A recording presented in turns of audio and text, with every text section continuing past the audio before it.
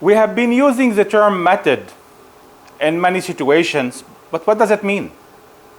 How does that translate into real life, into practical project? What does a method mean in project management? Well, we said earlier that it's systematic, it's defined. Okay, so what does it include? In project management, method must have a strong foundation.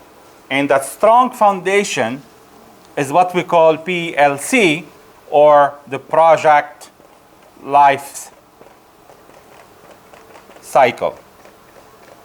So obviously, a project life cycle is about the project from beginning to end. Now, where is the beginning and end? We might have differences of opinion. Let's just say for now, idea to closure. So that's the foundation. So whenever we talk about a method, we need to have a defined project life cycle. If we go back to the 1996 and 2000 edition of the PMBOK guide, we can even see some images or graphics used in the book that shows the project life cycle from different industries. We'll talk about some of that a little bit later. So we have a project life cycle that goes from start, let's say from now to end. And project life cycle are typically broken down into phases or stages.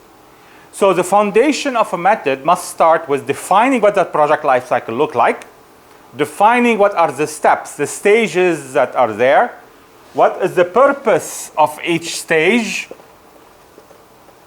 and then on top of that, we would have gates. And these gates will be positioned between stages because they are necessary to help us define or determine the completion of the prior work and authorizing the next stage. So basically, we start with the project life cycle. To develop a method, we need to have a project life cycle. We need to define the stages and the purpose of each stage, and then we have to have the gates in there. So these are what we call the core element of having a method. We're not done, because an organizational project management system, it should elaborate further. I mean, obviously we can show all of this in a picture, and I'm going to show you after the video. There are some pictures included in this lesson that show you a different life cycle and the stages and the gate and how many gates we have, which is obviously could vary. However, the organizational project management system, when we talk about a method, it should include much, much more information. For example, just give you an example of how we can develop method. A gate. What is a gate? Are we going to have a gatekeeper or not? Sometimes some organization have the position somebody called gatekeeper. Is the person or who going to sit at those gates, or who going to make the decision of those gates?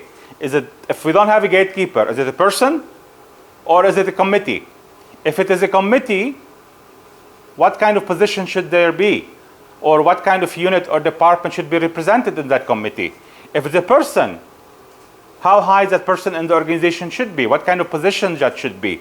So basically, when we are talking about developing method for organization, we need to answer all of these questions. I can give you 100 questions maybe to define, to develop a method, and organization should be doing that. But at least as a beginning, I'm going to repeat what I said earlier.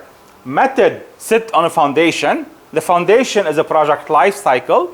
The project life cycle should be broken down into stages. Each stage has a purpose.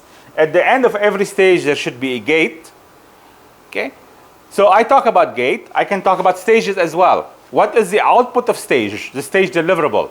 What should the content be? What is the outline of every one of these documents that's going to produce across the project life cycle? What quality standard would apply? What kind of risk could we typically face?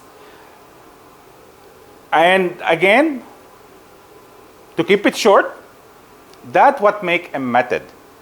Now, this is why you're probably now having a better understanding of why method has to be tailored. And by tailoring, that means we're going to follow 3 steps that we're going to be discussing next. We need to customize the method. We need to adapt the method. And we need to classify the project to fit that specific method. More on this in the next videos. I'm going to dedicate one short video, like I'm doing now, for every one of these steps. Thank you.